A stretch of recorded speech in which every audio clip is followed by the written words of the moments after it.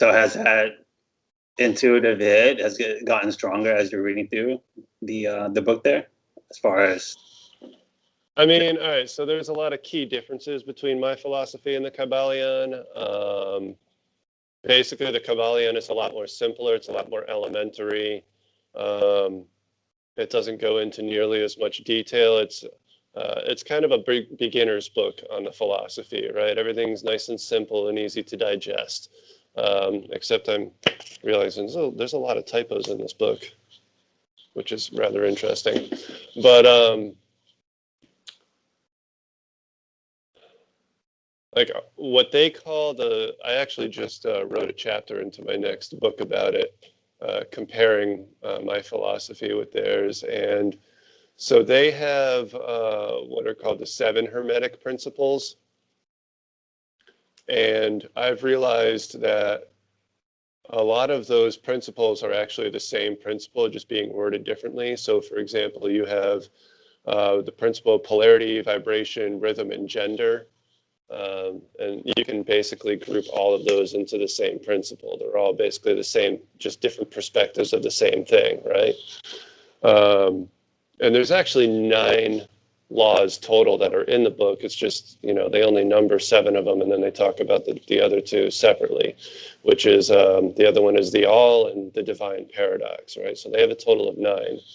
Well, in my philosophy, I also have a total of 9 what I call natural laws, but I take theirs and I group certain ones together, and then I include different ones, additional ones that they don't cover.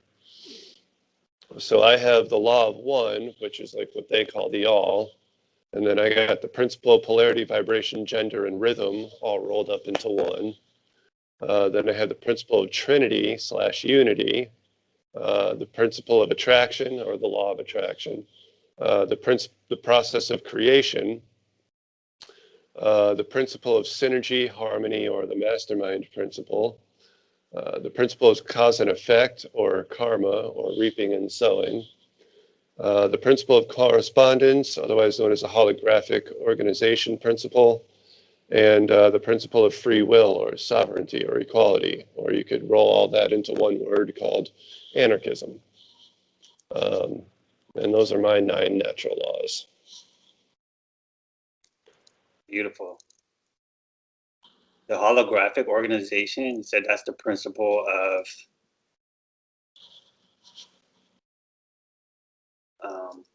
correspondence?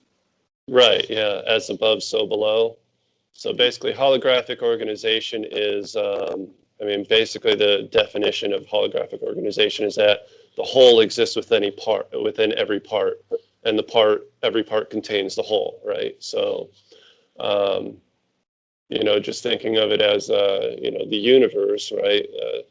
The universe, like every part within the universe is a fractal, what I call a fractal self-replication of the universe, right? So every galaxy cluster, every galaxy, every solar system, every ecosystem or planetary system, ecosystem, and organism. And then the organism is like a repetition of the universe within the universe, right? Which breaks down again into 7 more layers. You have organs and tissues, cells, atoms, atomic nuclei, quarks, and then superstrings, which is again another repetition of the universe. And it just keeps repeating and repeating over and over. It's holographic organization, as above, so below. It's the same thing over and over.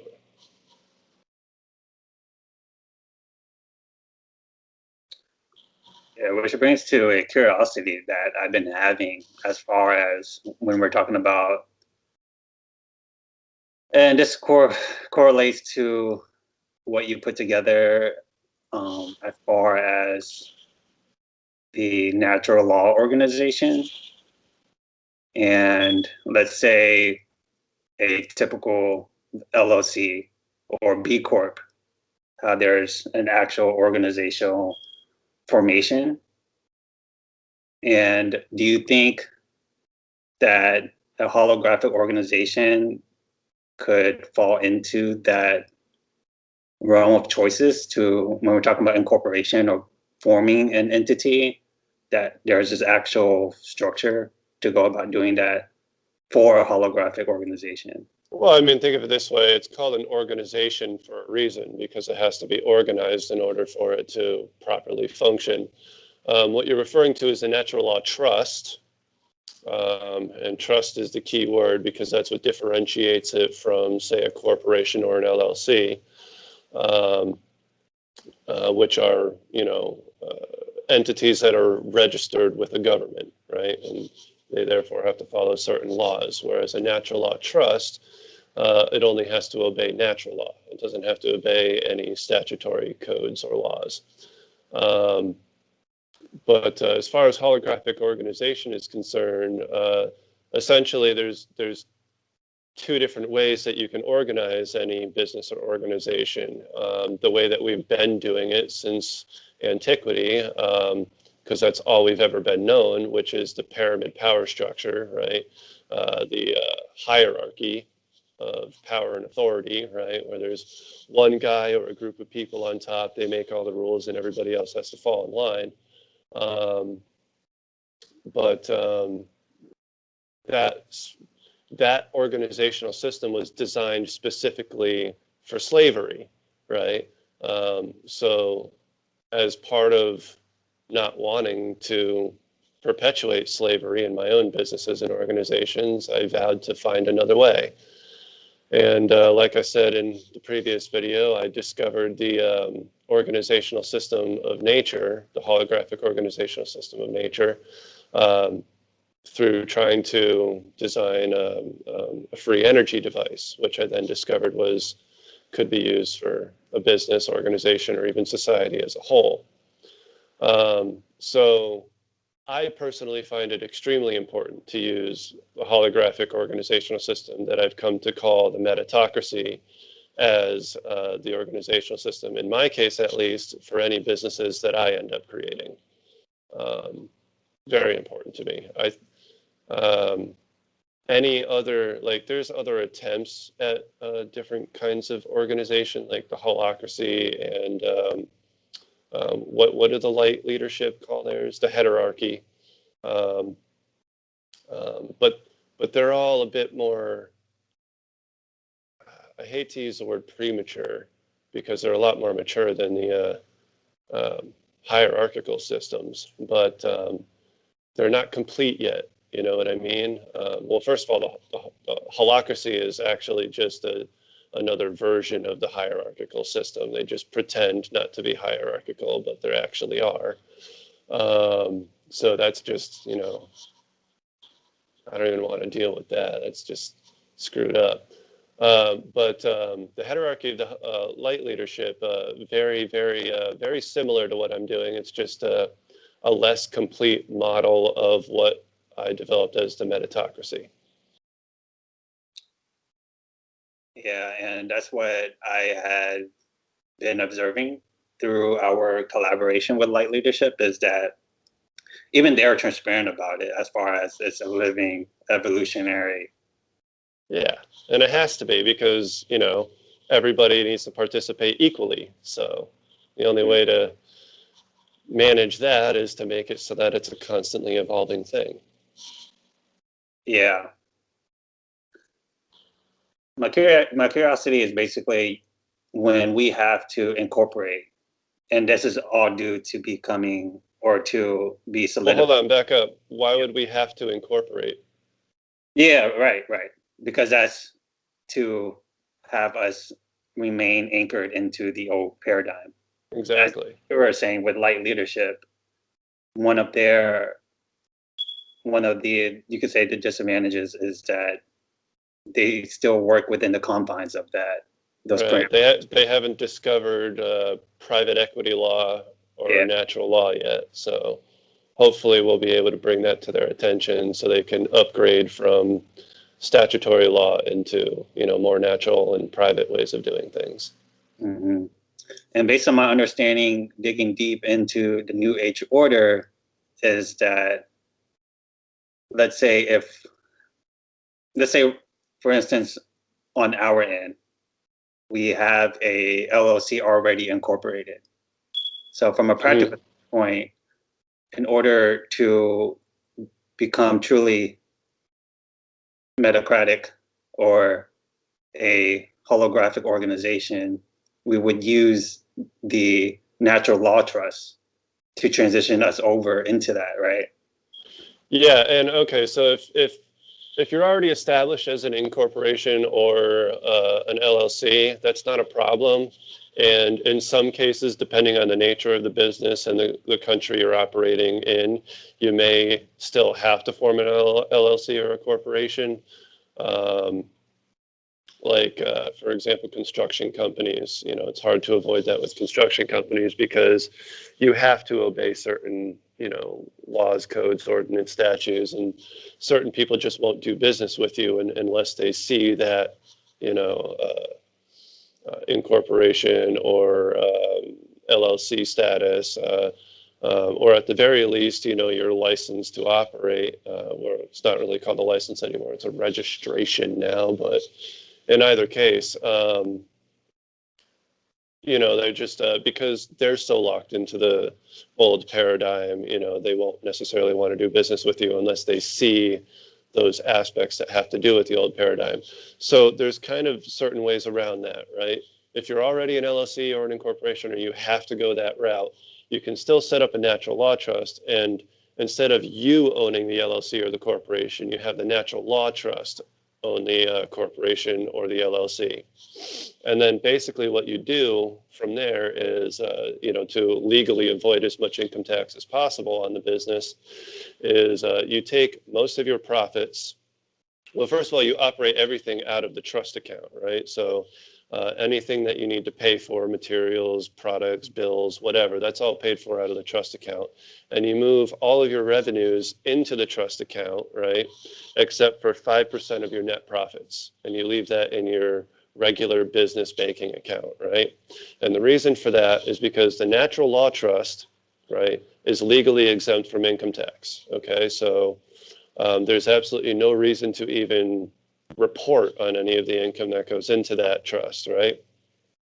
And so anything that 5% minimum that of the profits, not the revenue, but just the profits that you leave in your business account for the LLC or corporation, that's what you report on your income taxes, right?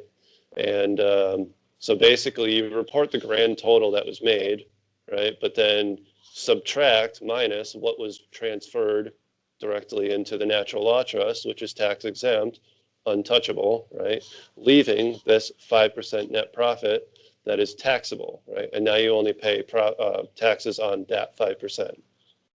So it doesn't get rid of everything completely, but it definitely saves you an awful lot of money.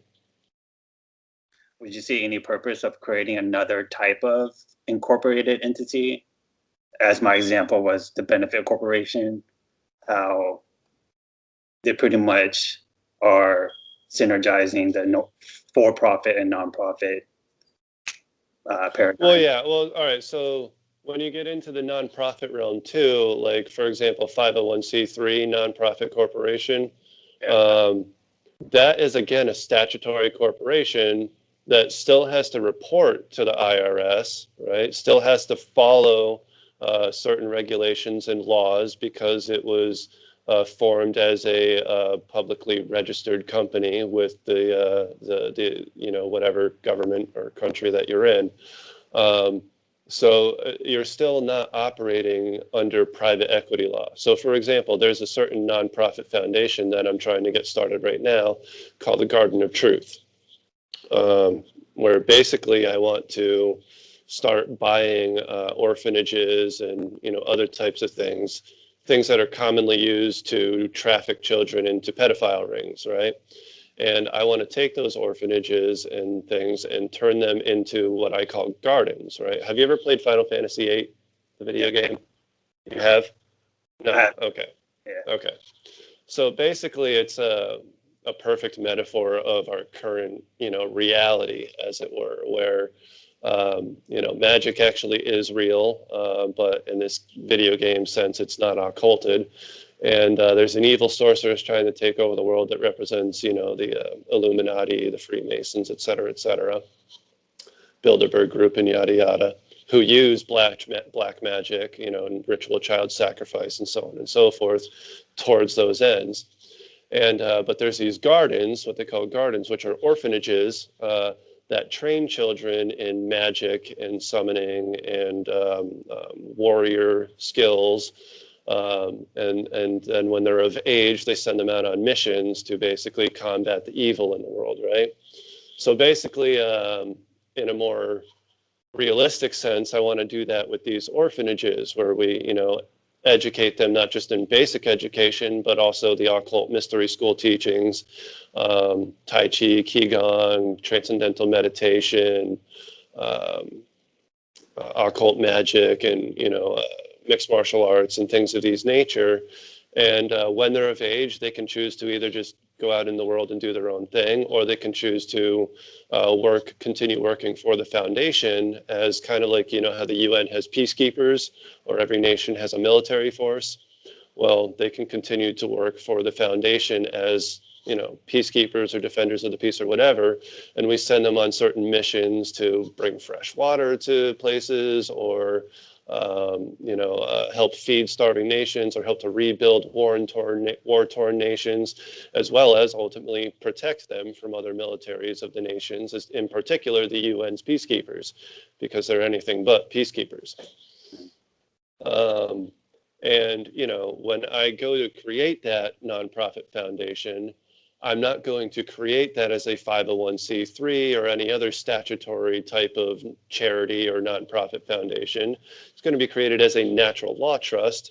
It's not going to be registered with any corporation. It's not going to be a 501c3, right? It's going to operate solely in private equity law and in natural law, and that's it. So you don't have to go through any of those routes whatsoever. I know it's hard to wrap your head around because we're so used to seeing the world a certain way, but every wealthy elite in the world, right? The super wealthy elite, the banks, the Federal Reserve, the UN itself, the Rockefeller Foundation, the Bill and Melinda Gates Foundation, right? These are not 501c3 corporations. These are not, your typical publicly registered charities and foundations. They all operate as private business trusts or natural law trusts. They operate solely in private equity and natural law. They do not operate in the public arena whatsoever.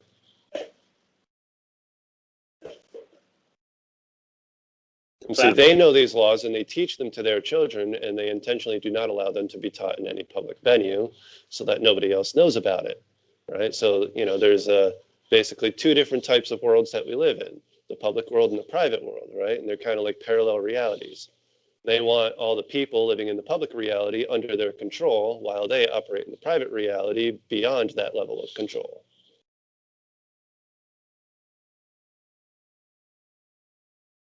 Okay, I'm done. I promise. So let's say with this orphanage project, which is super dope, by the way, in order to go through this process of formation, are you using the Brilliance Commerce platform? Yes, I will be using them to help me create the natural law trust for that, yes. Mm-hmm. Are they in the know about the overarching vision of Metagaiaes? Yes and no. I bring it to his attention every now and then, but he's busy working on other things and trying to get to the point where he's working on what he calls his Dharma. He's indoctrinated with the Hindu philosophy. So, which, if you're going to be indoctrinated with any philosophy, that's probably the best one. So yeah, that's why he uses that specific term. But right now he's got so much to think about all the time that he hasn't had time to really dive into my alternative society idea. But eventually, once it becomes a reality and he sees how it can help his dream become even more of a reality, I'm sure he'll come on board too. That's the difficulty with trying to create this, I find, is everyone that needs it is already too busy doing their own thing and thinking about what they're trying to create and So they have a hard time realizing how this alternative society actually helps them accomplish their dreams. Yeah, I'm experiencing the same type of dynamic with one of the tribe members from Adore. To make the long story short,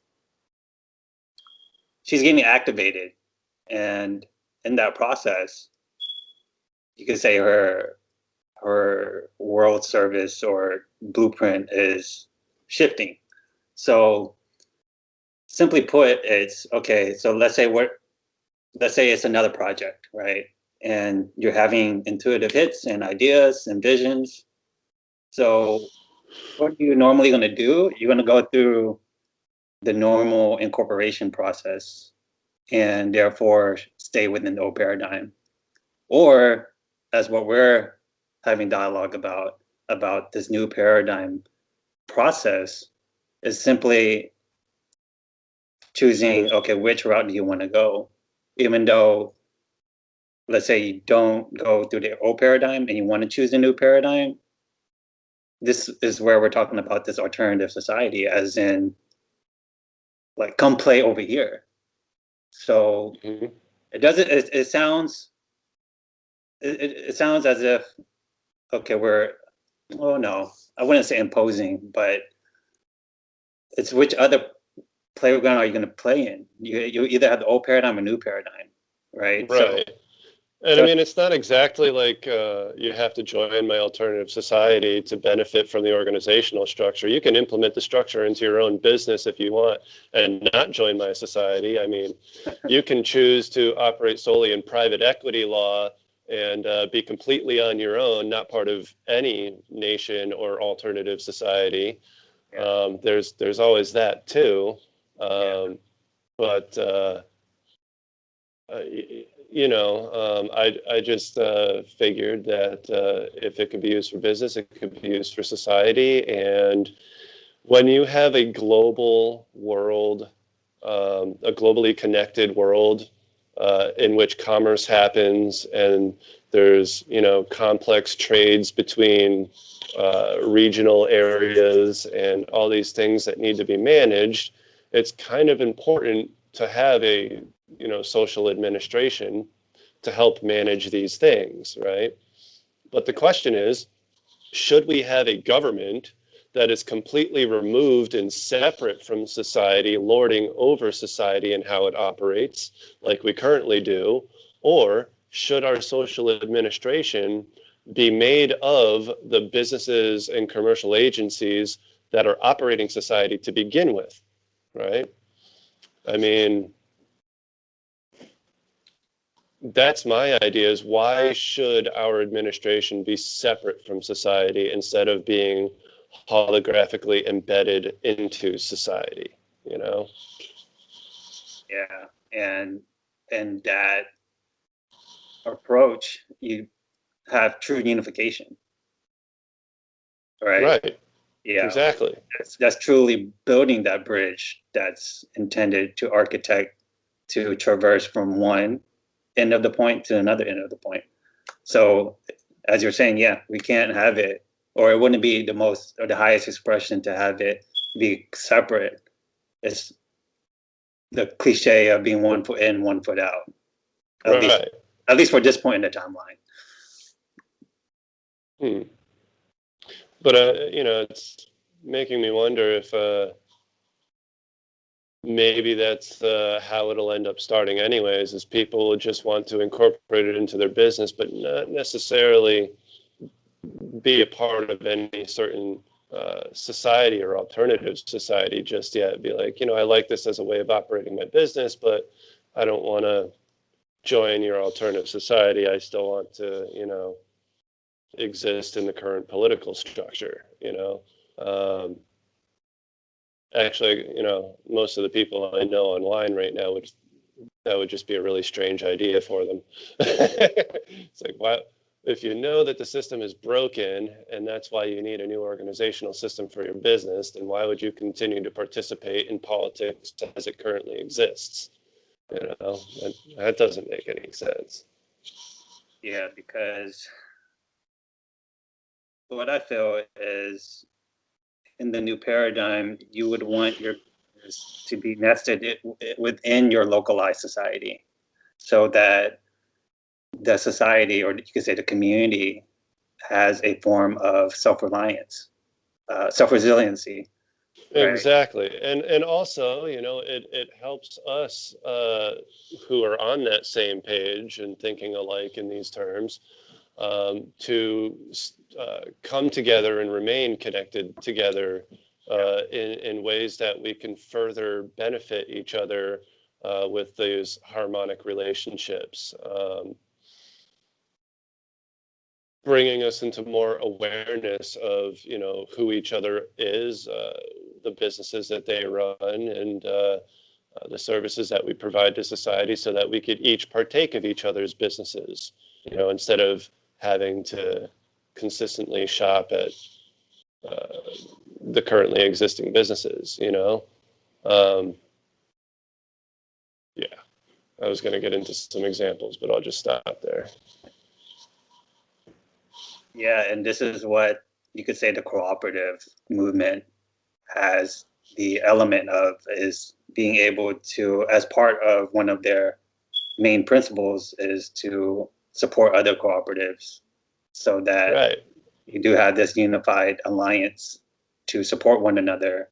And especially if we're transitioning from the beast machine, is to have that supportive ecosystem where we can stand together on our own in support of each other's visions and products and services.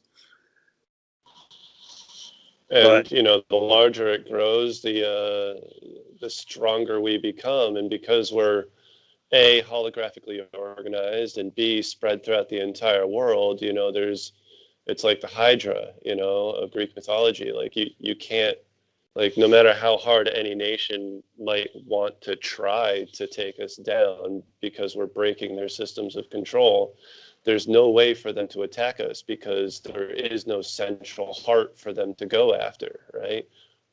Because it's holographically organized. Everywhere is the central heart. You know, you take down one, there's still every other central heart in the entire, you know, global infrastructure.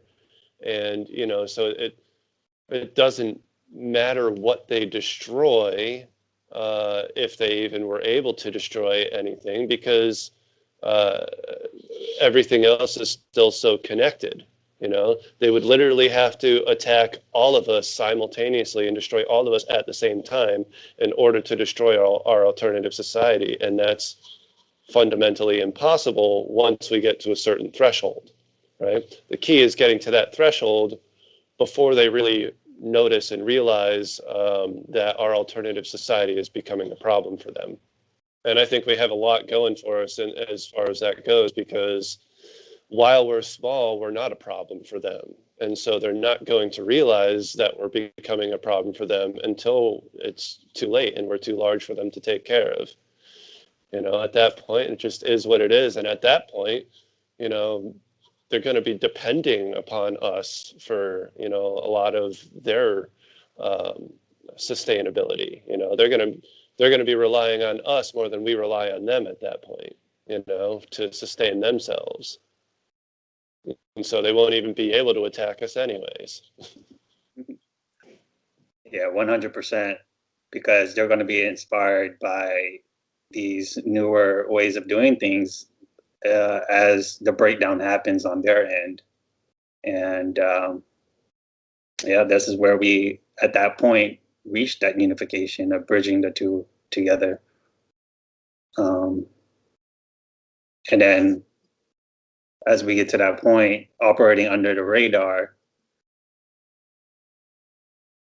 which you could say find ourselves in at this moment, is being able to have that ability to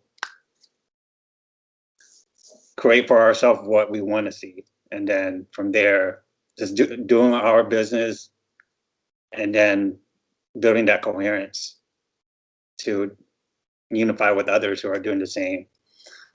But as we're saying, ideally, it is to eventually, no matter which route other tribes are taking to then become a part of this interplanetary type of organization to truly be having that collective unified consciousness, right? It'll be challenging if each tribe or community were doing their own thing and we just have agreements with each other and say, hey, yeah, like we know what you guys are doing, and if you need help, blah, blah, blah, we could do that. But I feel Well, here's another thing on that point. Here's another thing about the beauty of this social administration being based on networks of people rather than borders and boundaries, right? Is, you know, some of these networks are going to be based upon where they're regionally located, right? So you're going to have multiverse councils for, you know, various states and provinces, and cosmological councils for various nations. But you could also have certain multiverse and cosmological councils for various different types of networks, right? So if let's go back to the idea of the United Methodist Church joining us, right? Well, because the nature of their organization is religious, and they have very specific beliefs that they adhere to, and you know, specific rules that they like to follow in their network. You know, rather than their councils being based on where they're located, well, maybe the multiverse councils still will be, but they'll have their cosmological council. Instead of that pertaining to a specific nation, it pertains to the global organization of the United Methodist Church, you know, so that people that go to that church and are part of that organization, instead of them participating in, you know, the non-religious secular councils, they can participate in their religious council instead, you know. And in this way, it makes it all inclusive to all the different religions, traditions, and faiths in the world, to create their own networks of councils based on, you know, their network, their organization, rather than their geographical location. is this where That way they can create their own rules and regulations of how they do things based on their religions or whatever. yeah, do you see this is where there could be a potentiality for the administration to be organized around essential sectors? So, for instance, Maharishi, and I believe we talked about this last time too. I just received the government book that I bought, and even one of the pages it talks about the 12 different ministries of the divine government, and I'm wondering, pertaining to the Methodist example, if we do have a sector, or you could say a ministry, that's a part of this overarching administration, and that ministry pertains to spirituality, consciousness, religion. So that ministry alone will have its own council formation, and this is where the Methodist Church could be involved in, right, is through this ministry, because it's pertaining particularly to religious category. Do you see if there would be a value in that? And of course, all the other sectors will have the same governing council structure. So you have the health and medicine, which would serve as another alternative to the World Health Organization, because the World Health Organization, they have their own General Assembly formation and all of that, like all the other organs, right? So, so the vision is potentially having the sectors, so the other 10 having the same governance to discuss to discuss things in that realm, and all of those sectors are unified through the central nucleus of the administration. What are your thoughts on that? I mean, that's That's basically how it is designed to work. So for example, with your World Health Organization idea, like that's being a global organization, that would basically be what's called a universe size organization, right? Where it has the grand total of 5 layers to its organization, right? So they have like basically the central core trustees, managers of that organization that manage the entire global organization. And then they have, a central core group of managers for each nation within which they operate, right? And then they have a core group of managers for each state or province within which they operate, right? And then they have the supervisors or managers for the different facilities that they have in those states and provinces, and then they have the employees or the satellites, as it were. So this breaks down from the universal core to the galactic cluster cores, to the galactic cores, to the solar system, the stars, to the planets, and then to the satellites, the moons, right? As the terminology is used in the Metatocracy. And so now you have 3 layers of that organization that participate in the councils, right? So the managers of the state and provincial layer participate in the multiverse councils in that state or province, right? And then you have the managers for the national layer of that organization participate in the cosmological councils for that nation, right?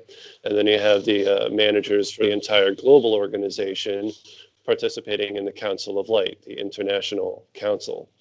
So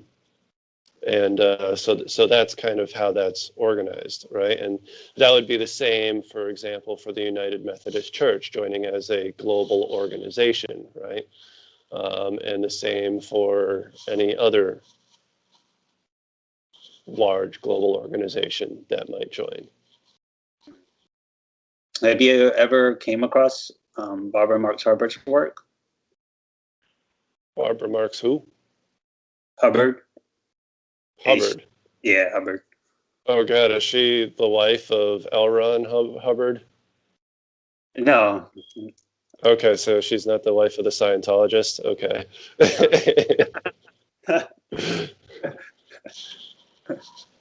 No, I'm not familiar with her then. Yeah, so the concept is she called the will of co-creation. And the will of co-creation pertains to these evolutionary, it's an evolutionary framework that consists of the 12 essential sectors that power humanity: economics, art, Okay.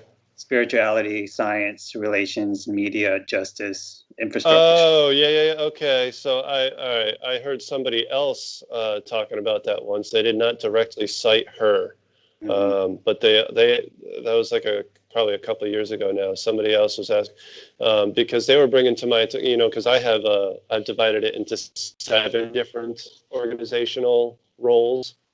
And they were trying to tell me there's 12 different organizational roles.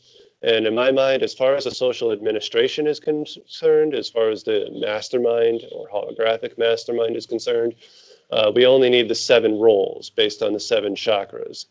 And everything else can be taken care of as different organizations, right? Yeah. So I think how it could integrate with metatocracy. So when you talk about the 7 roles, I see that being as the 7 functions of any organism. And yeah, and it is. Yeah. That's exactly what it's based on. Yeah, I sent you a image of Barbara Marx Hubbard's will of co-creation there in the chat. Okay. Let's see here. Come on. There we are. health, infrastructure, justice, media, relations, science, spirituality, arts, economics, education, environment, governance, and health. Yeah. So yeah, but these are all different sectors of things that need to be, whatchamacallit, like they don't pertain to the actual roles of governance or administration, right? That's what the seven chakras are based on, is the roles of administration. These are all different sectors that need to be administrated, right? Yeah. Um, Right. and that's these all get, these all get administrated by various organizations themselves, right? At whatever scale, local, national, global, whatever the case may be. So, for example, we might have our own version of the World Health Organization. We might have our own version of a NASA. We might have our own version of,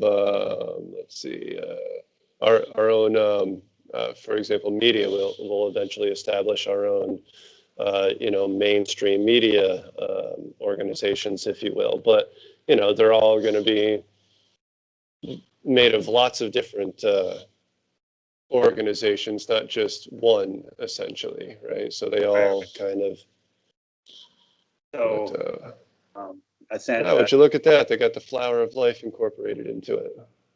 yeah, that's part of the Unified Gaia presentation that I put together that Ah, took inspiration from Barbara Marx Hubbard, Will of Co-Creation. But exactly right, though, as you're saying, it's really to have a sectoral organization that's on a global level so that all of the, or you could say it could be one other feature is to provide um, the ability to organize and categorize different organisms together within that sector. an important thing to keep in mind is we don't need global organizations for all of these sectors, Some of them might even be better off as more localized organizations, right? Because,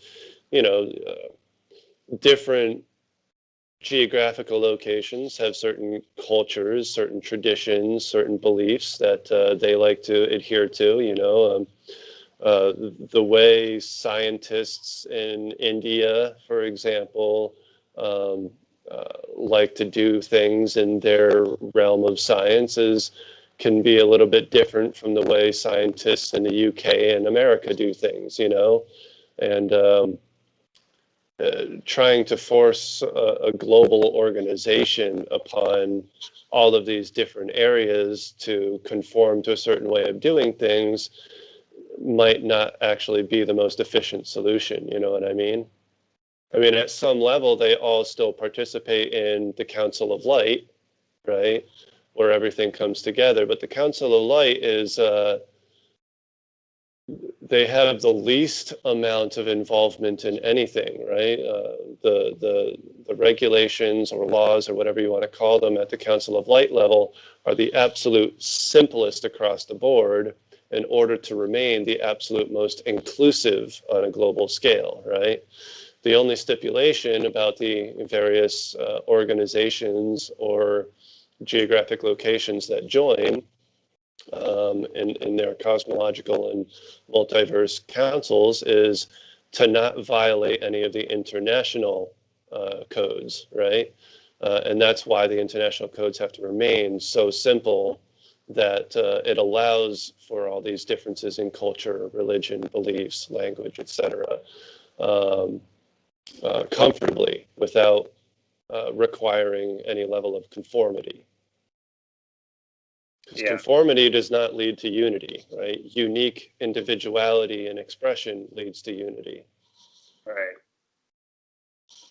But wouldn't we also have that same question if we are to usher a planetary administration?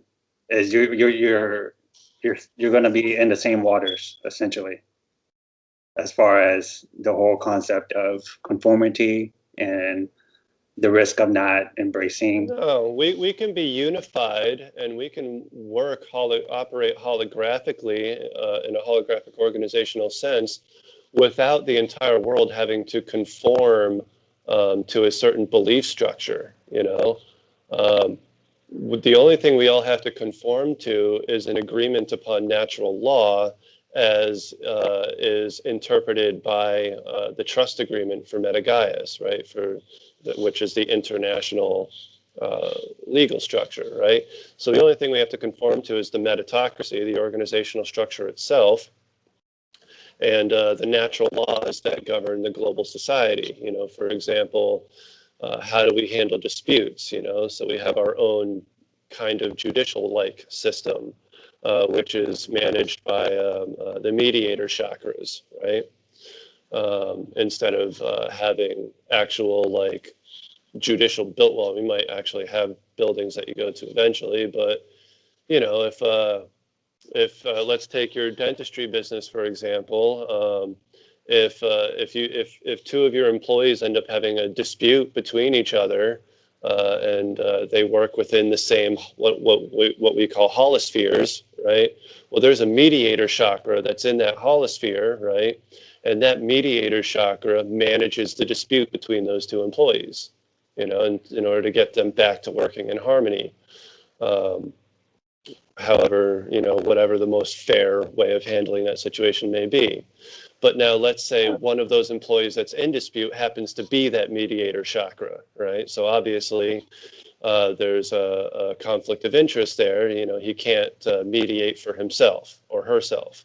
So instead, that goes to the next holosphere outwards, right? And that mediator chakra does the mediation between these two people for the dispute, right? So that there's fairness, right? But now instead of them having to go to the court of some court in Connecticut or Texas to handle their dispute, or have to call the cops, or whatever the case may be, we handle all our shit in house based on our administrative structure, which includes the mediators.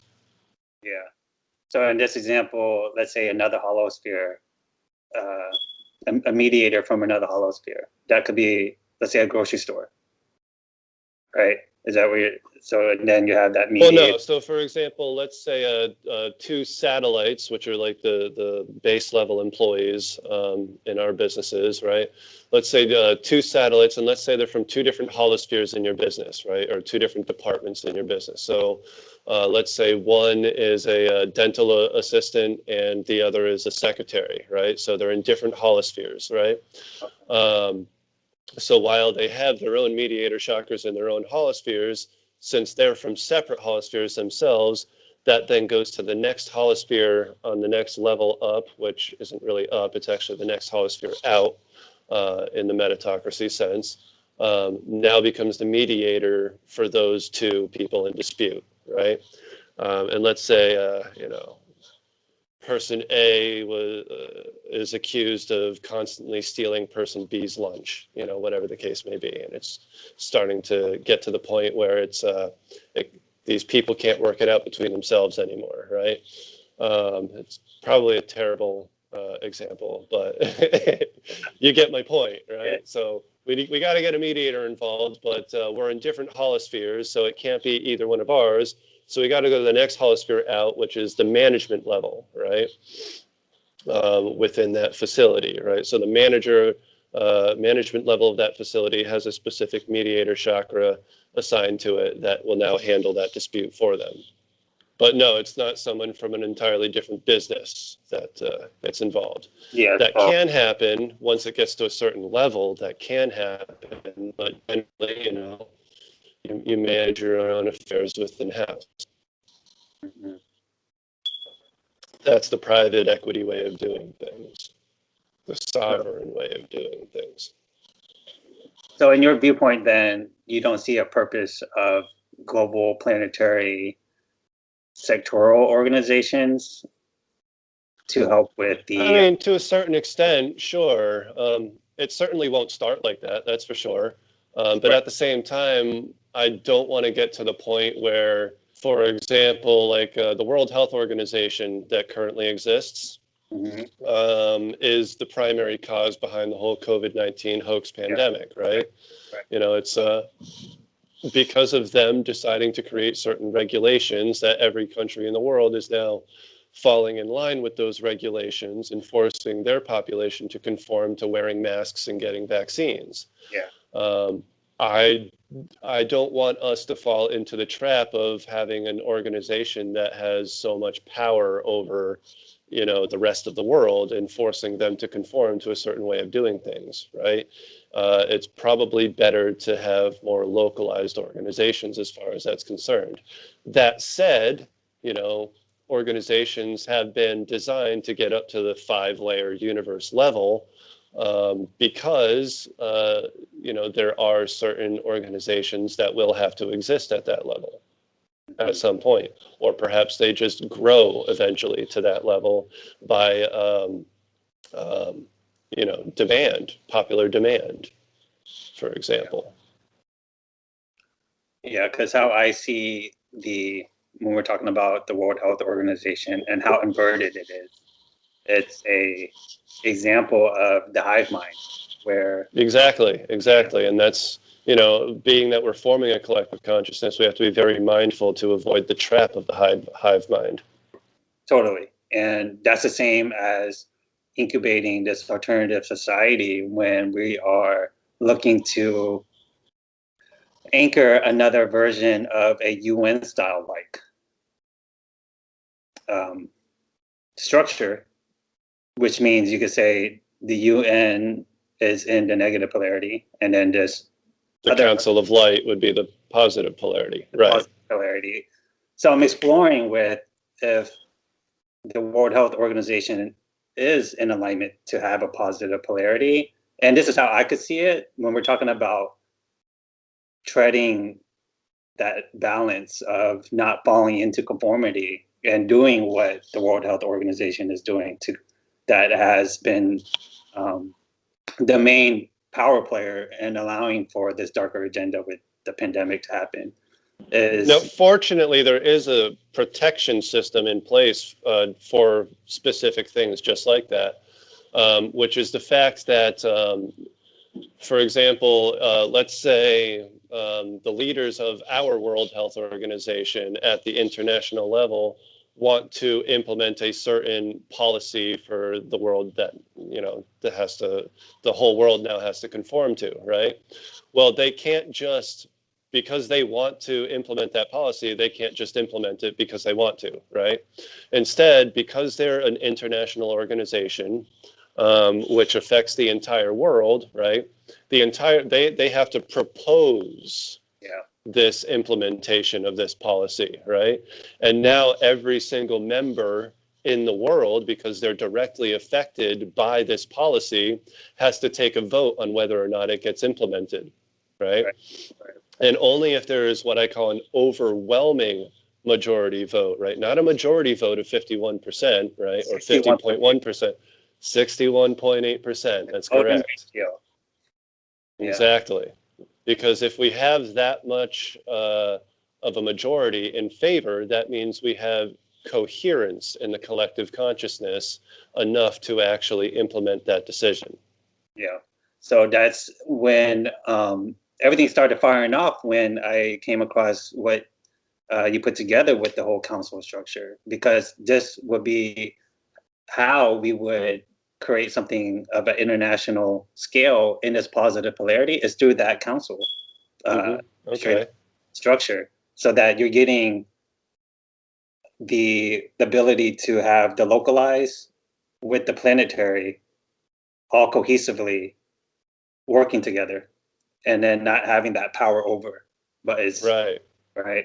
I mean, that totally is, because I was thinking if it's in alignment to create these 12 ministries, planetary ministries or sectoral organizations, then the most important and essential thing, so that it doesn't fall into old paradigm dynamics, is to have what is this council like formation going to be, right?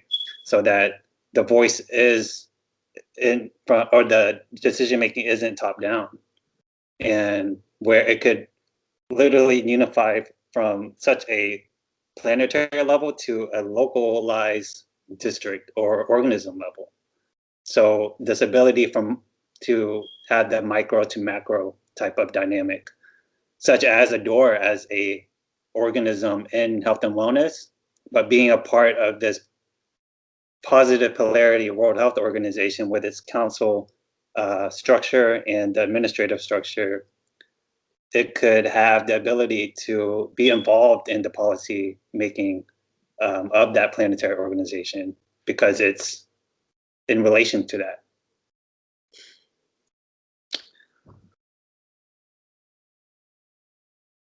Because how it can make it useful as far as governing from the planetary level is through categorization again. It will help with organization because if there are certain issues or policies that are just in health and wellness alone, and let's say not in something in regards to justice or in the education sector, right? Then that could be organized to focus on that instead of having it run through across the board. Does that make sense? Yeah. So you can say efficiency purposes. Right. Yeah, no, yeah, that's the whole point. So again, there's a difference between the administrative roles and then these sections of organizations that need to be administered, right? And those are all made by different organizations, which then come together in these various councils, right? Now, I mean, the organizations themselves. So, for example, you take these 12 different things here, and there's organizations in each of those areas, multiple organizations in each of those areas, all kind of doing their own thing, administrating themselves from within using the Metatocracy. But when it comes to the Council of Light, for example, basically the global leaders or the highest leaders or whatever, however you want to think about it, it's not really high because there's no up and down, it's all in and out. But the global leaders of these organizations that participate on the Council of Light are still participating in the 7 roles, right? So, and they might not be participating on the council in the same capacity or in the same way that they participate within their own organization, So somebody from our World Health Organization might be participating on the council in perhaps a heart chakra role where they're part of the central part of the administration in finalizing certain decisions, tallying up the votes and figuring things out, or they might be operating in an operator chakra type of role where they're more interested in the actual operations of making sure that the goals of Metagaiaes as a whole are being accomplished, or maybe they're more interested in strategy, so they're operating on the strategist chakra, right? And you can move around from time to time. You have to spend so much time in each position once you're there, but just for posterity's sake. But you can move around as wanted or needed.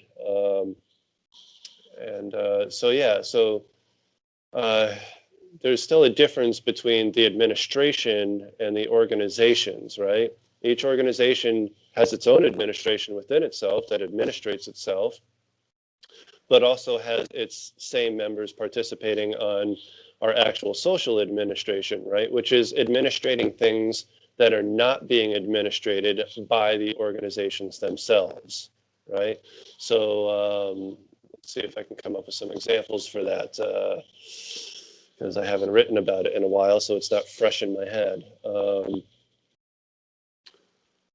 So basically, all right, so of the 12 sections that are in this pie chart here, governance is the one that's basically not being administrated by any specific organization. And that's basically where the administration itself comes into play, right? But again, do we want that governing body to consist of people that have no involvement in, the organizations of society, like the way our current politics is governing society? Or do we want that governmental body, administration, to be made of the very same people that are operating the organizations that are basically the operations of society as it is?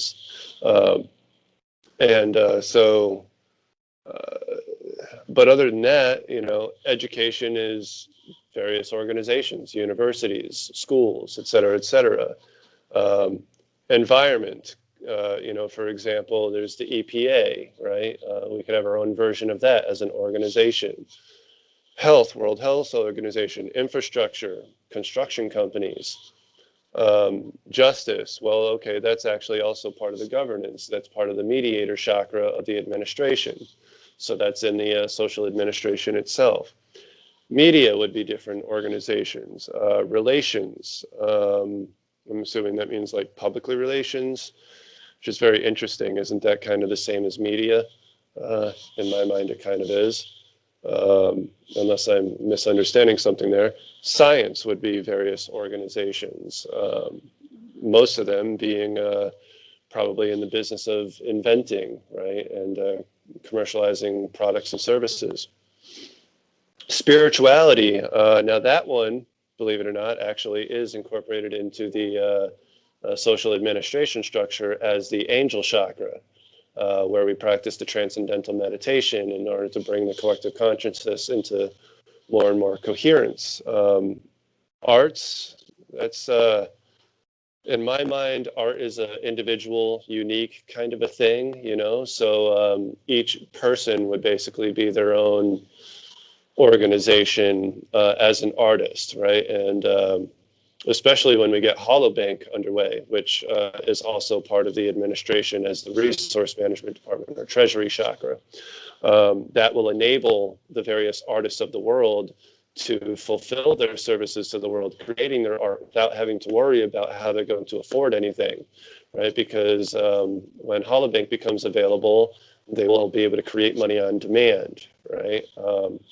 And participate in a simulated free access society for blessing this world with their artistic services. Economics, so that's again Holobank, the Treasury Department, and then all right, then we're back to education. So I've covered everything. So some of those things are actually already incorporated into the social administration, and some of them are handled by their own organizations. Okay, I see what you're saying. You're saying within the framework is that the social administration covers for these functionalities of the sectors. Right. Which means you wouldn't need an entire sectoral organization for that. Right. So exactly. Let's say governance, because the mediator role at that planetary level will already handle the governance issues. You don't see it being a purpose to have a governance sector alone. Well, right. That would be redundant, having another organization handling governance when it's already being handled by the councils. Yeah, because in the United Nations, this. Whoa, hold on. You're cutting out a lot. Can you repeat that? I believe if we were to use the United Nations framework again, their sectoral organization for governance would be the International Court of Justice. Yeah, and ours is the mediator chakra department, Mm-hmm. which I used to call the governor chakra department, but I've come to realize that the word governor, government, and governor are old paradigm words that refer to the forceful control of the mind, and so I've decided to replace those terms. Yeah, I align with that too. Because at the end of the day, we're talking about being able to embody that stewardship role, which is essentially administration.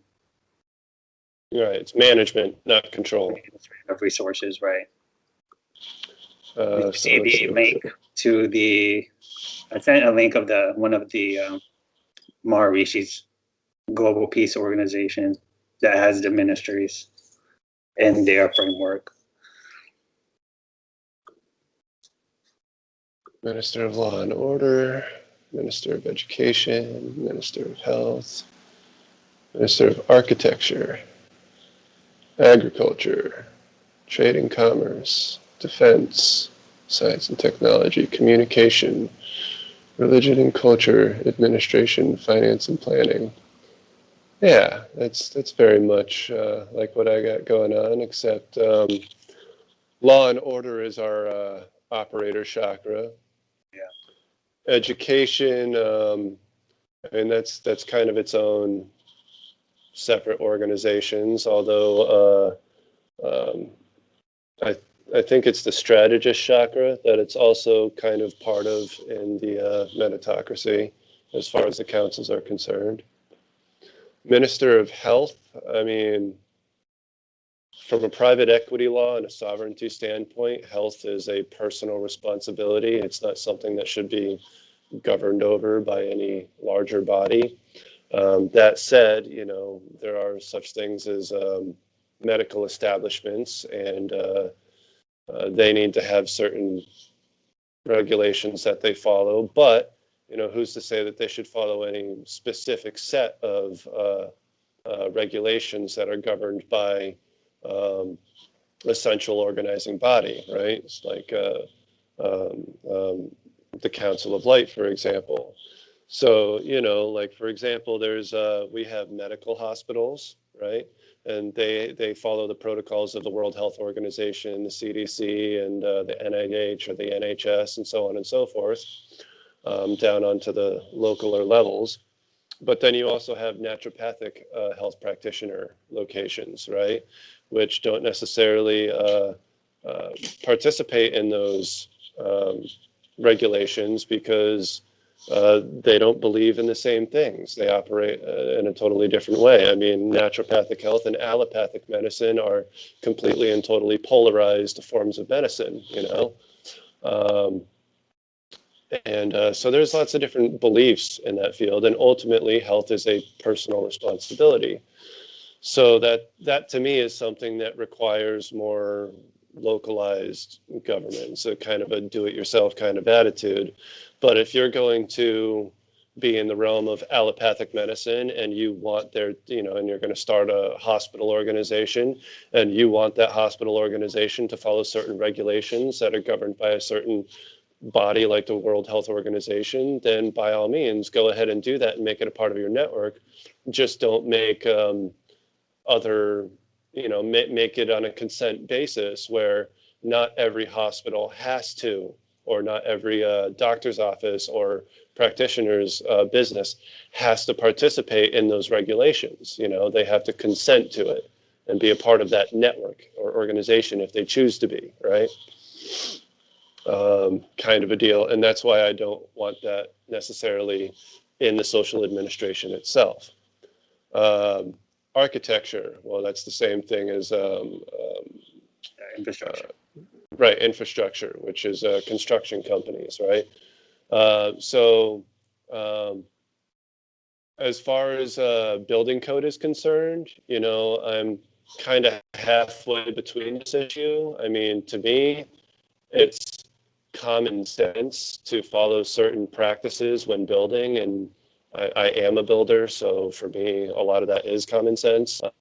But at the same time, you do get some really stupid home improvement contractors that get into the business without thinking you actually need to have common sense or know what the hell you're doing, and they create disasters, right? Which is why building code has come into existence and why there are agencies that regulate what building code are for, you know, certain geographical locations where, you know, for example, here in Connecticut, we have to deal with 4 seasons, you know, so, and potentially hurricanes and potentially tornadoes and potentially floods. You know, we kind of get a little bit of everything here in Connecticut. So we basically follow international building code here in Connecticut, right? Which I don't know the name of the organization that makes those regulations, but there obviously is one because those regulations exist. And so, like we have to follow building codes to make sure that studs are so far between, rafters are so far between, walls are so tall, everything's tied down with hurricane and other forms of tips and strong ties, and a certain type of insulation, certain R value of insulation, et cetera, yada, yada, yada, all these different building codes.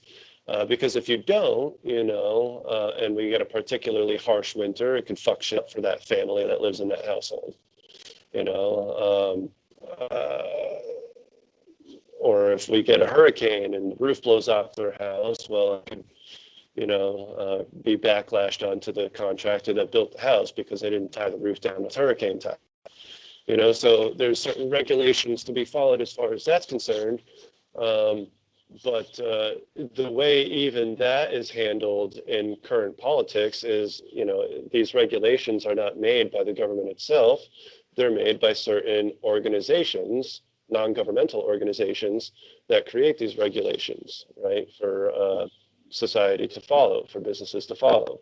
So, I kind of took on the same approach as that when it came to the Metatocracy. It didn't need to be included in the councils, right, because it could be handled by organizations. Trade and commerce, what does that fall under? It's interesting. Trade and commerce, because it doesn't fall under finance and planning, which would be the Treasury Department. Yeah. Trade and commerce kind of falls under... and that has more of trading with other, like alliances, organizations, being able to facilitate. Oh, you know what? That probably has a lot more to do with like trade and commerce between nations type of a deal. Right. In which case, that's handled by the what I call the advisor department, which in the organization, the advisor department is basically the go-to before you go to the mediator chakra, type of a thing, where anytime you need advice on anything, that's who you go to. Anytime you need help understanding cultural differences or whatever, that's the to create harmony in the workplace. That's the advisor chakra's role. And so on the council level, the advisor chakra is basically they advise all the other departments on what they do. So that's, if anything, I suppose trade and commerce would, if not being part of the operation or operator department, would be part of the advisor department on the councils. Are you visualizing it to be like one person that's embodying that specific function at the council? Well, on the Council of Light, there is one person in each department that is like the heart chakra of that department, and all the heart chakras of the different departments formulate what the heart chakra department on the council, right? Where all the communications from each different department take place and formulate into a whole cohesive element for the administration. And then in the center of that is the heart chakra for the entire Council of Light, which I call the realm core. Shit, where was I going with that? But each department, you got the advisor department, strategist department, operator department, treasury department, angel department, and the mediator department, and finally the heart department. These are the 7 administrations, right? So the hearts are always the central processor, right? Got to think in terms of information processing, because that's what this all is. It's all information processing.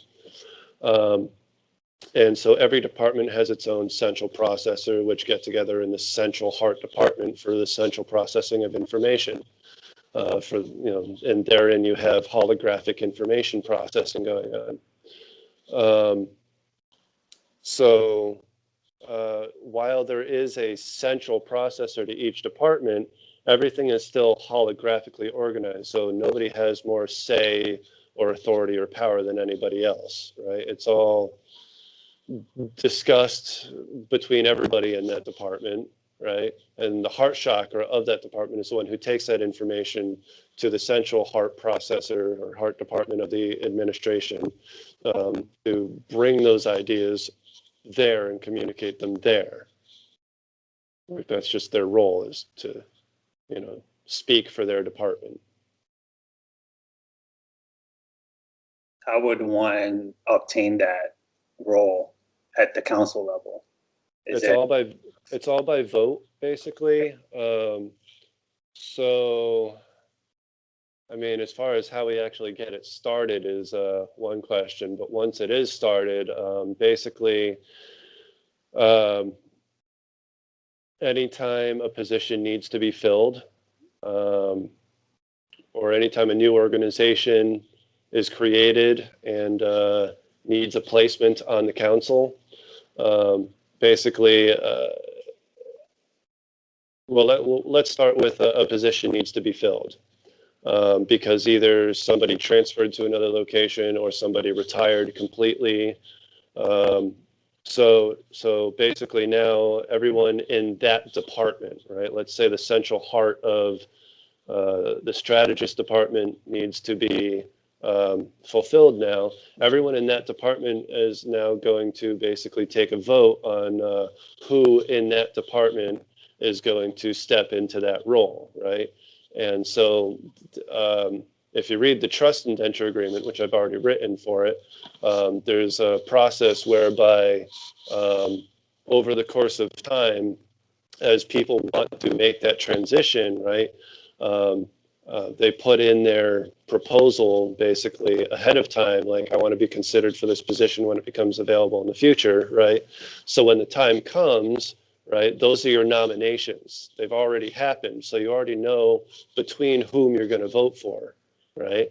You've already been thinking about who you're going to vote for when it comes time to vote again, for the last couple of years, because seeing all of the nominations as they've become available.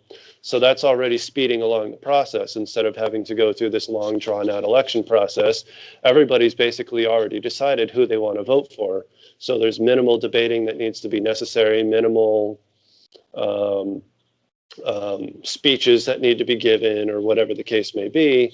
And, you can get straight to that vote and decide who fulfills that next position. Well, once that position has been filled, now there's another vacant seat that has to be filled. Now everybody's got to take a vote on who fills that vacant seat, and so on and so forth.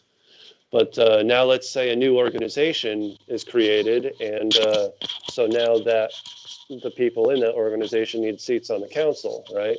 Well, so first they have to nominate, which departments they want to go into, right?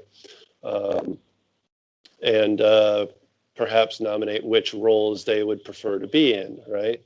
Well, the way it works is there is no like manager or system of management where it's just arbitrarily decided by a manager, okay, you're going to take this position, fulfill that role, and now everybody has to deal with it. No, it's never like that. Everybody in that department, everybody in that holosphere has to take a vote on, who fulfills that position, who gets let into that holosphere as a new member. And if a member is not working out, who gets essentially fired, or as I call it, uprooted, to use gardening terms, from that holosphere due to whatever, reasons, disharmony in the workforce, not improving fast enough, not learning how to do your position well enough, et cetera, over time, whatever the case may be. So it's always a peer vote in that sense. But whenever it comes to positions on the council, not only do those council members get to vote, right, but the people that are on the council affect everybody within that, region of all the holospheres that exist within that position on the council, right, are directly affected by who takes that seat, right? So all the people that exist within that overarching holosphere take a vote on who takes that seat. And again, overwhelming majority wins. This is where the creation of having a digital platform to allow for all these governance. Exactly, because it gets really complex really fast, and we need an online social media type platform where, that's based on holochain technology for posterity purposes, to host these debates and votes.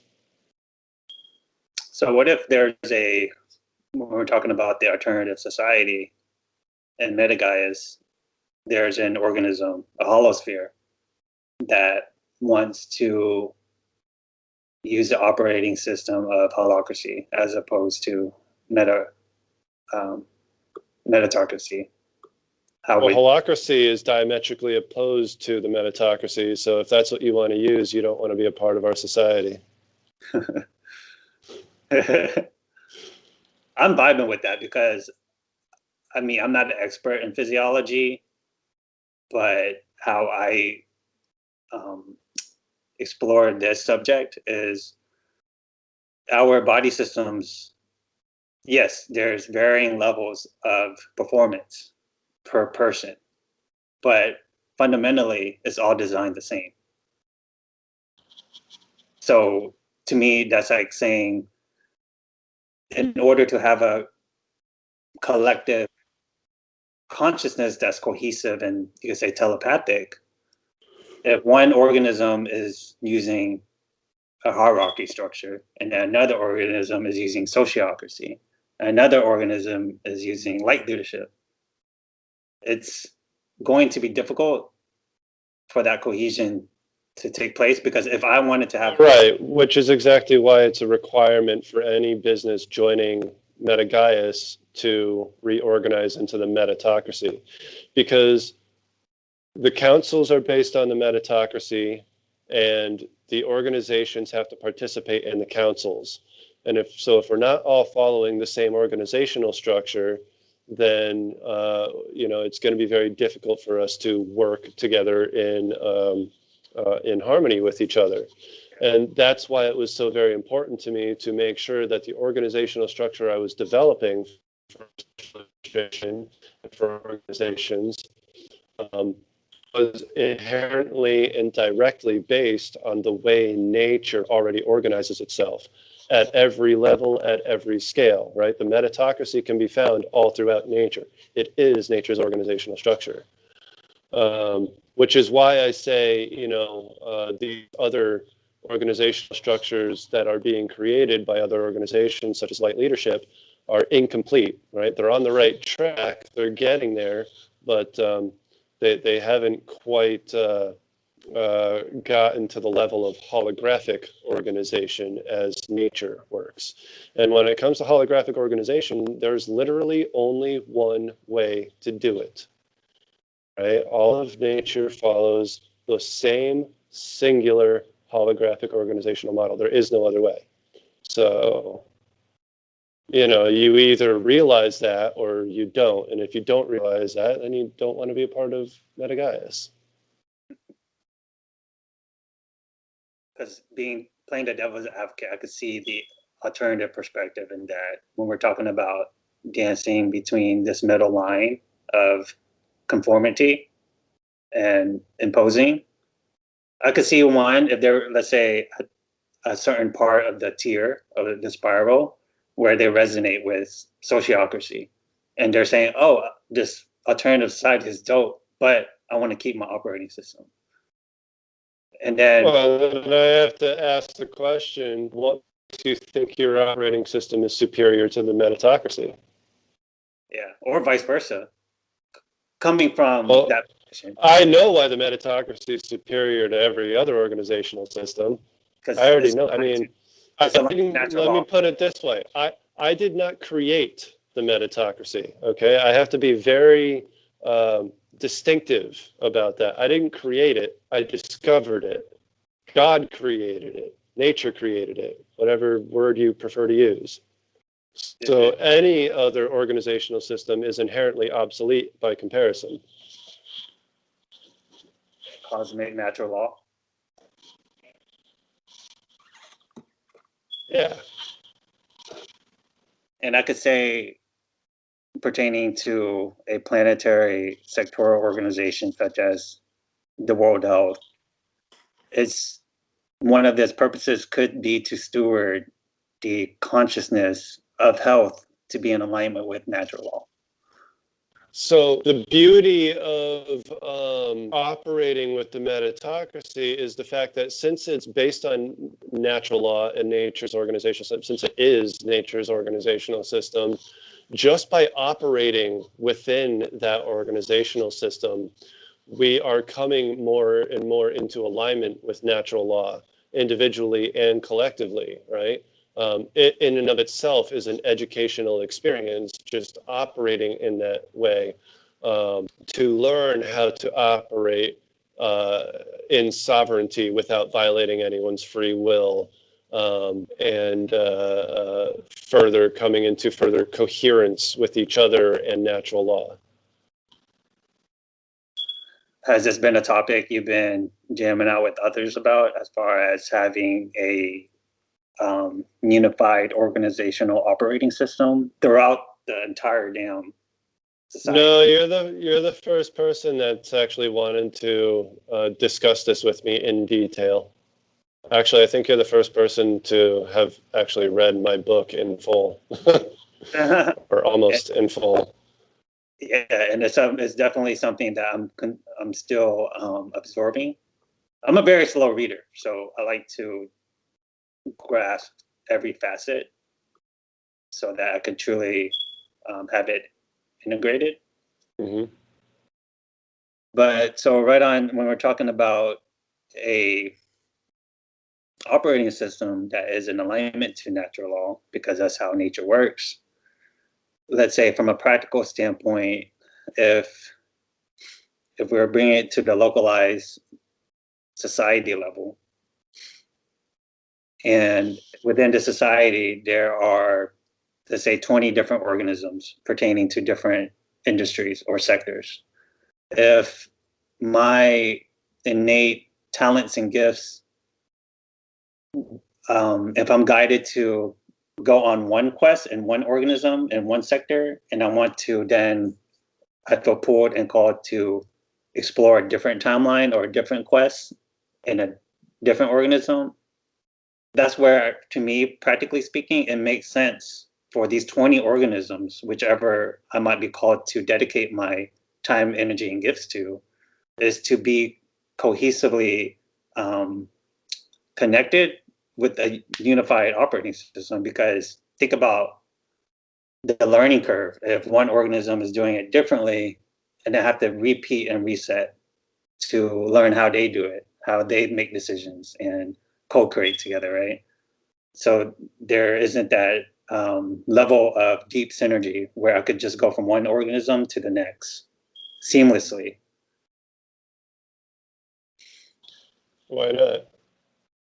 Well, with different operating systems, if each organism had different Oh, right. Okay. So yeah, if there were different operating systems involved, well, yeah, because now you have to relearn an entirely new operating system, which is exactly the same reason that almost every company currently in existence follows the pyramid power structure, because, you know, why reinvent the wheel, as they always say, right? So just do things the way they have already been proven to work, right? That's some of the biggest backlash I get from people is, why are you trying to reinvent the wheel? And I'm trying to tell them, because the wheel's fucking broken, bro. We need a new fucking wheel. But to come back around to something, I think I just realized where you were trying to go earlier.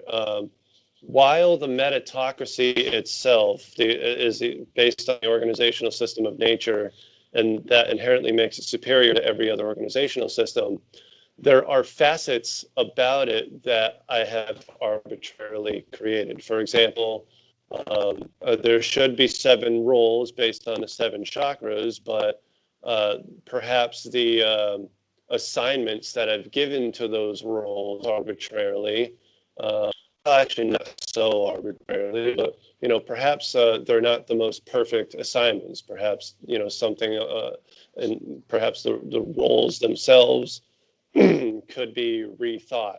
and redone. But nonetheless, there's still overall 7 basic roles that need to be fulfilled, however we decide to define those roles, right? The important thing being that we kind of get that right, because every organization has to follow that, because the social administration itself is going to be following that. So I based the 7 roles off of basically what each chakra itself represents. And each chakra itself represents various density layers or octaves of consciousness. So it's based on what those layers represent as well, right? So for example, the root chakra has to do with, things related to basic survival and things of that nature. So I call that the angel chakra. And in your organizations, the angel chakras, which everybody's an angel chakra, even if they're another chakra except the heart chakra. The angel chakras are the ones who do the actual labor, the actual work being done for their respective holosphere. And, that pertains directly to the survival of the company. If the work's not getting done, the company's not surviving, right? So it pertains directly to that. And then you have the Dantian chakra, is basically our seat of energy, right? When you meditate on absorbing energy and holding energy, or even just when you're eating food or anything, any energy that your body stores, it stores it in the Dantian chakra, right? Kind of like the bank of energy. It's the energy bank of your body, right? So whenever you're using energy, it's coming from your Dantian chakra. And whenever you're consuming energy, it's being stored into your Dantian chakra. And so that's how that became the resource, the treasury chakra, so to speak.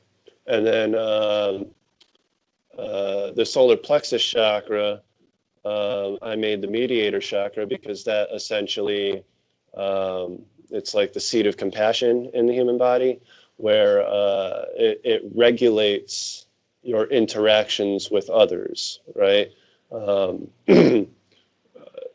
It's what determines basically, like, if you don't have the heart chakra activated, the solar plexus chakra is what determines how you behave with others, where you're either the one who's trying to control others or the one who's submitting to the control of others, right? Whereas when you have the heart chakra activated, then you're operating from the heart chakra and not the solar plexus chakra.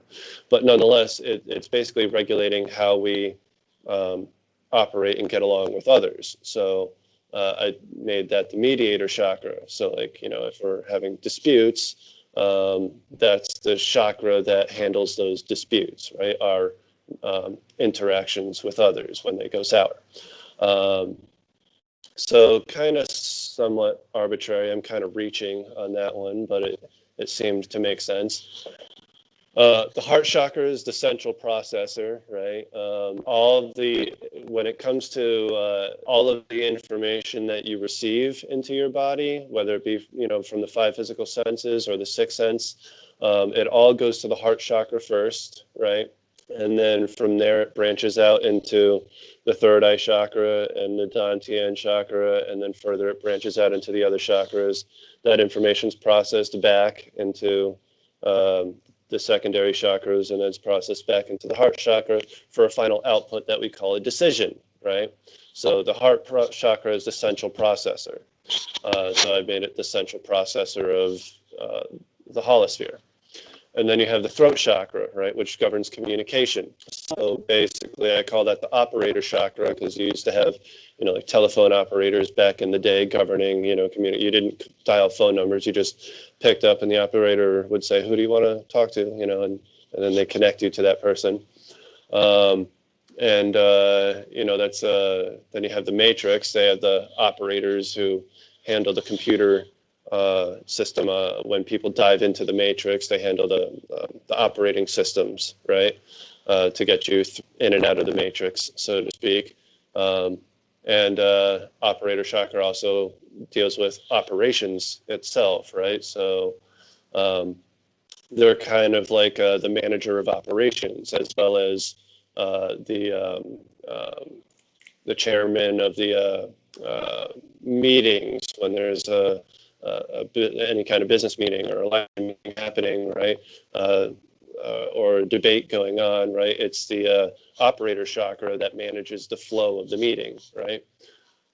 So they have all those roles and responsibilities. And then you have the third eye chakra, which I called the strategist chakra, because the third eye is the one that like envisions the future, so to speak, right? Or it gets the intuitive messages or the inspiration from on high, so on and so forth, right? It's the visionary, the one who can see how everything needs to work out, right?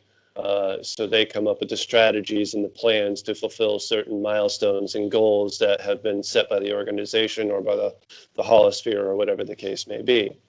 And then you have the crown chakra, which I call the advisor's chakra.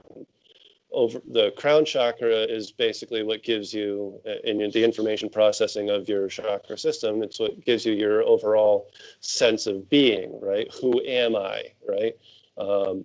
How do I relate to myself, right? How do all the other chakras relate to me in this organic human body, right? So in the sense of an organization or a holosphere, they're the overall sense of how do the people of this holosphere relate to each other, right? And how can we ensure harmony in the holosphere so that everybody's, we're producing the most amount of synergy possible, because synergy is directly related to harmony. The more harmony there is, the more synergy there is. The more synergy there is, the more efficiently everything works, and the faster things get done. So, that's the overall gist of how I came up with these roles. But, maybe I understand other people have different ideas of what these roles might need to entail. And so, we need to fine tune those things.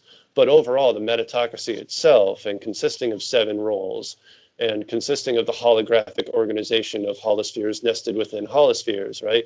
That is how nature itself works, right? Now, keep in mind that just because there's 7 roles doesn't mean there's 7 people, right? Those 7 roles can be handled by 3 people, or a holosphere could have 30 people in it, and 7 of which take on those roles. It all depends on the size and breadth of your organization and what it entails. Yeah, because you could see the correlation between these 7 functions with your traditional company or business, with the CEO, COO, the accountant, treasury, and Right. HR. So Right. now I'm curious, with the 7 levels, it pertains to the 7 chakra system. I mean, not to get like super philosophical, but we know that there are more chakras. Well, yes. So there's 7 primary chakras. As I understand it, there's 6 secondary chakras, and then there's like, I don't know, an infinite amount of tertiary chakras, or something to that effect. But yeah.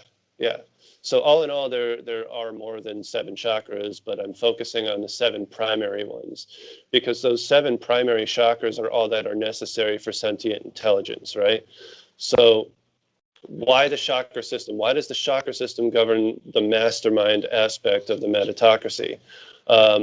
Because the chakra system is literally how our mind works, right? So you have the physical body and you have the mental body, right? Well, the physical body is, the organs, the tissues, and so on and so forth. The mental body is the chakra system. When we think, when we feel emotions, right, all mental behaviors and actions are happening within the chakra system, right? And then they are being reflected in the physical body, right? So some of the chakras pertain to the brain, some of them pertain to the gut, some of them pertain to the heart, some of them pertain to other organs in the body, right?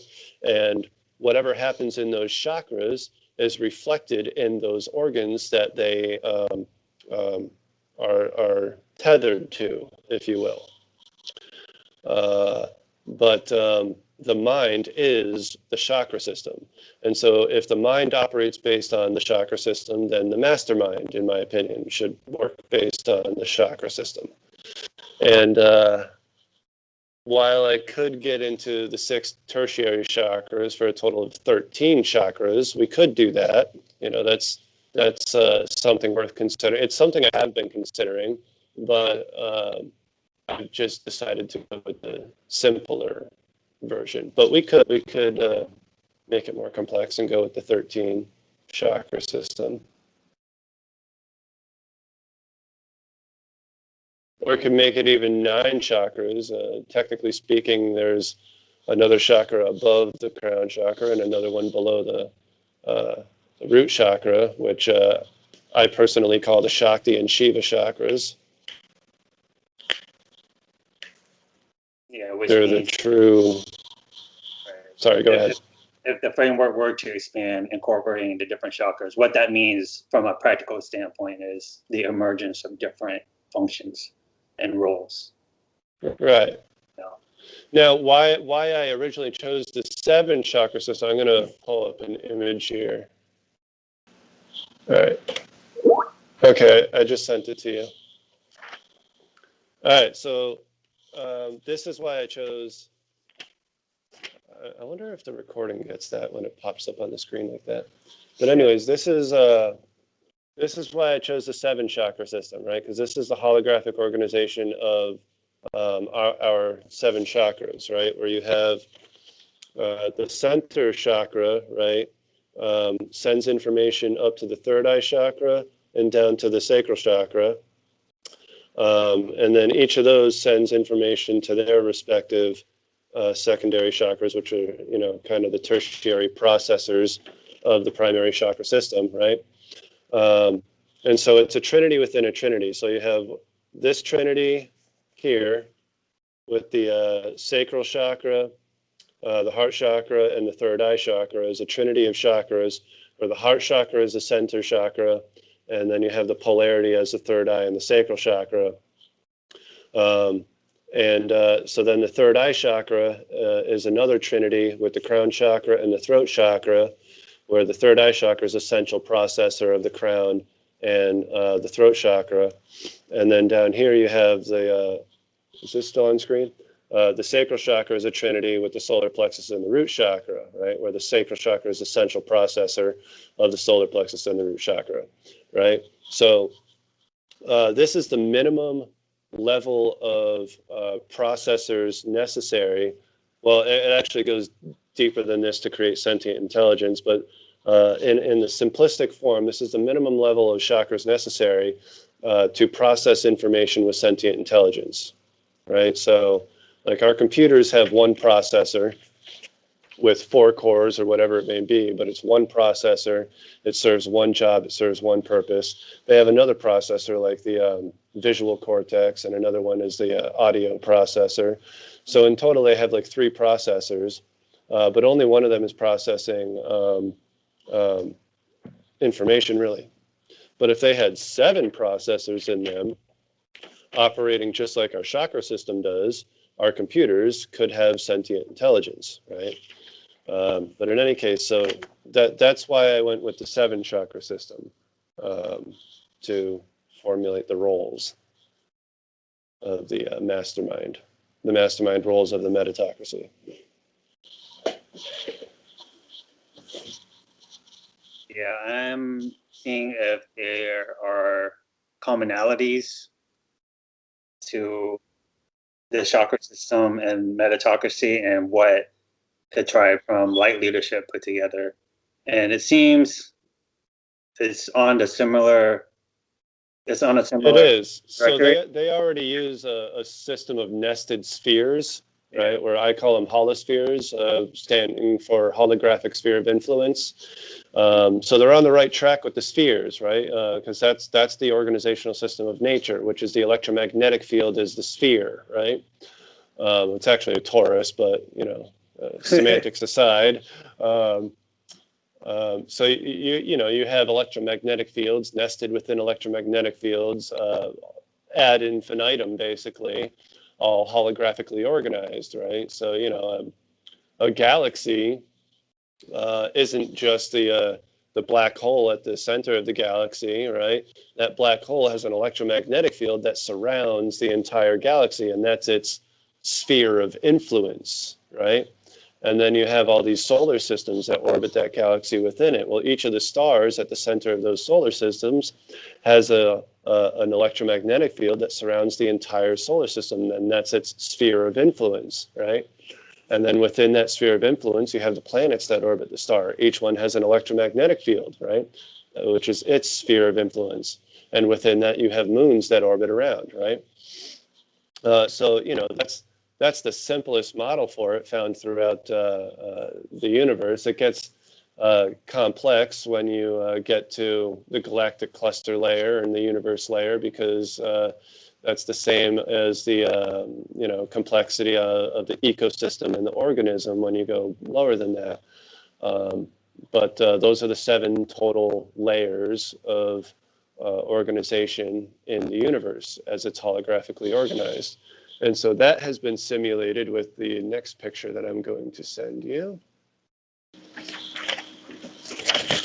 Okay, so see here we have these circles nested within circles nested within circles. Each one represents a holosphere, and it's in black and white, so you can't see all the fancy colors, but they all each have their own color associated to them based on which chakra they represent. And so you have the whole big circle, right, which represents the organization as a whole, right? And I only have so many layers represented here because there's some detail constraints. So, but there can be a total of 5 layers in this, right, for an organization. So the circle, big circle around the outside, represents the organization as a whole. The center circle in the center here is basically actually, let's do this from the other way. Let's do it from the inside out. So this center circle, right, and the tiny little circle in the center, that's like your CEO of the business, right? It's your central heart chakra for the business. And the tiny little circles that orbit around him, those are like your board of directors, right? The other managers of the various departments of the business, right? And then if you zoom out each of those little circles to these bigger circles that surround, right? The central circle in each of those little circles, right, is the same person that's orbiting this central circle here, right? But this is like their holosphere in their departments, and the small circles orbiting them in their each respective department is like their supervisors, right, that directly orbit them, right? So you zoom out that into these larger circles out here. Now, again, you have this central circle in the middle of this guy is the same as this circle here, right? So the people in this circle are the same as the people in this circle. And so each of these guys orbiting around here are the same as the central people in each of these circles orbiting around that, right? And the people orbiting around them there are the employees that they manage in that department, right? So each department might have several different holospheres that do different types of work in that department, for example. Again, this picture looks nice and fancy, having 7 circles within 7 circles within 7 circles. But again, each organization is going to be different. They won't actually have 7 people. So this is just representing the roles, right? Whereas each organization might only have 3 people in this circle and 5 people in this circle, and maybe they don't even have the other circles because they don't need them in that holosphere. So it'll be different for every business, but that's the basic idea. That's the holographic organization of reality. So it's just like, moons orbiting planets, orbiting stars, orbiting the galaxy.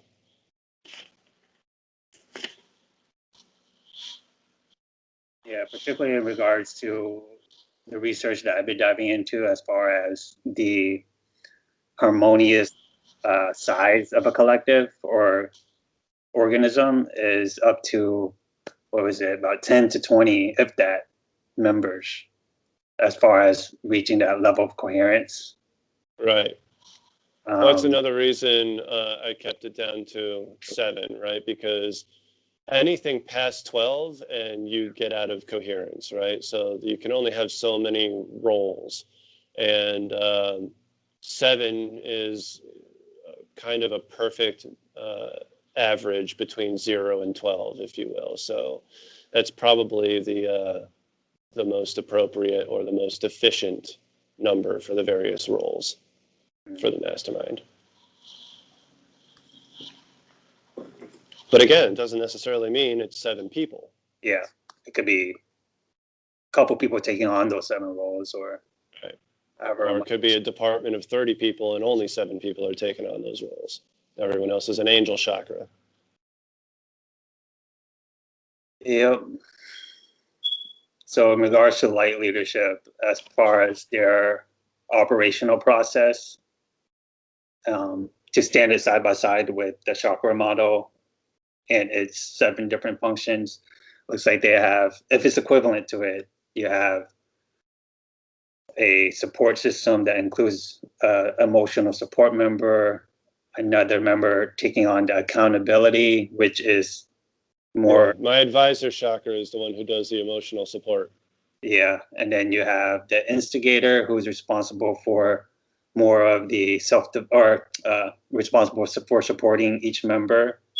So that could be equivalent to which one here for the supportive role. Supportive in what sense? More that they're in alignment to reaching their designated areas vision or goals. Gotcha. So that's the operator chakra in my version. Yep. And then they also have the visionary, which is the third strategist chakra. Yep. So I'm curious if that is an evolution that's in alignment to. Yeah, and again, I mean, my terms are arbitrary, but the roles are not. Yeah. So it really seems like the light leadership and I are very much in alignment with each other on that. We just have different terminologies for it. Mm-hmm. How else did you see it potentially weaving, interfacing? With light leadership? Yeah. I don't know yet. I replied to her email. All she really said was that you introduced her to my comment and she's looking into it. So I was like, okay, cool, thanks. I look forward to collaborating with you soon. Hopefully co-creation, if that's what it's meant to be. We'll get there. Yeah. I'm assuming there'll be an alignment to share next time all the Lego pieces that I have on my end that could potentially weave and accelerate this process. Well, first of all, do you see the alternative society having the potential to have different core groups or projects that are part of more that central nucleus that you could say are working in alignment to the overarching vision, but doing it in its own holosphere, you could say? I never really thought that far because, my whole thing was to figure out how the organizational system works, how the mastermind works, and write about that, and to create the social administration aspect of it. And, everything is created by the people that decide to join,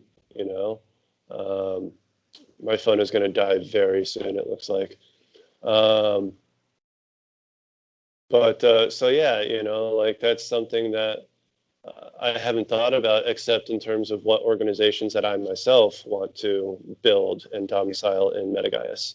Because that's, what's your passion? What's your passion? What's your passion? Do that. Like you want to do the World Health Organization type of thing from the sound of it. If that's your passion, do that. It's something we need.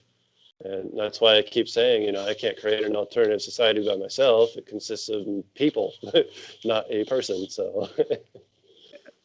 Yeah, and at a higher level, it's if we're talking about a planetary template, then it's a different life streams coming from the same group soul that are doing that. That have the different infinity stones or puzzle pieces to, Yeah, exactly. you know. I don't know everything. I don't got it all down. I just got my part down. Everybody else has to join in. I got the central aspecting ideas of the holographic organizational system and the social administration down. Yeah, and that's super dope is those two puzzle pieces is the organizational structure and the council I administration. have the outline of the puzzle and everybody else has the pieces that fit into it, if you will. Yeah. Yeah. Yeah. I resonate with that. And, but yeah, how about just, I mean, you want to save it for another time to show how I could see it potentially weaving, while still doing deep study of your work. But I think Well, I'm getting. let's do a summarization of that real quick before we end the video, and we can get deeper into it next time.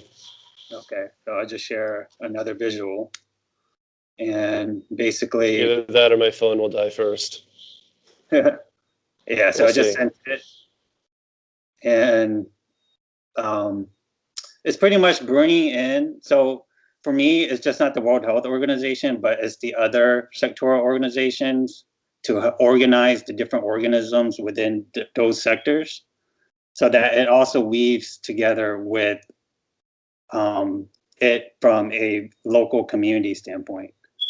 That's the metatocracy in a nutshell right there, bro. It's just, Yeah. instead of having the 7 roles, like the picture I showed you is just based on the 7 roles. And, but that's, probably a more realistic picture of what it'll actually look like when it's created. But Yeah. the roles are essential because let's say if it is this, let's say it's like that, then now you have the roles that power all of the organisms, but also the major planetary organizations, and of course a central nucleus organization. Yeah. And So very, very much in alignment. It's exactly the same thing. It's just a different visualization of it. yeah, and then how you were the universal construct of the 4 logos, right? From the business organism level to the district nation level, and then the regional level, and then you got the planetary level. And that, to me, it hits off on all of that when you have the localized communities, which is like a nation in itself, and then you have the bioregions. Yeah, and that looks like what you got right here. So like your central thing here would be like the Council of Light, for example, and then the 4 things out from there would be like your national councils, the cosmological councils, and the 4 things that are orbiting each of those are your multiverse layer councils. Exactly. Yeah. It's all intertwined by the different organisms that make up each sector. Yep. Say the business level, right? So that's how you could build a interconnected network from exactly from a business standpoint, but also the societies, the administration works. Yeah. Right. Yeah. Exactly. Yeah. So I mean, we're a lot more in alignment than we think we are. We just have to come to terms with each other's terminologies and all that kind of stuff. Yeah. So that's the problem I run into with a lot of people when I was trying to explain it at first is their first comment to me was, sorry, our visions aren't in alignment. And I'm like, no, they are. We're just talking about them differently, but we're saying the same thing. It's hard to get some people to see that you're talking about the same thing. You're just using different words, but No, like my intuitive hits are we are definitely in alignment at a certain, there's a certain level of depth to it, but which means I'm not caught up on the wordage or the concepts. The substance is there, right?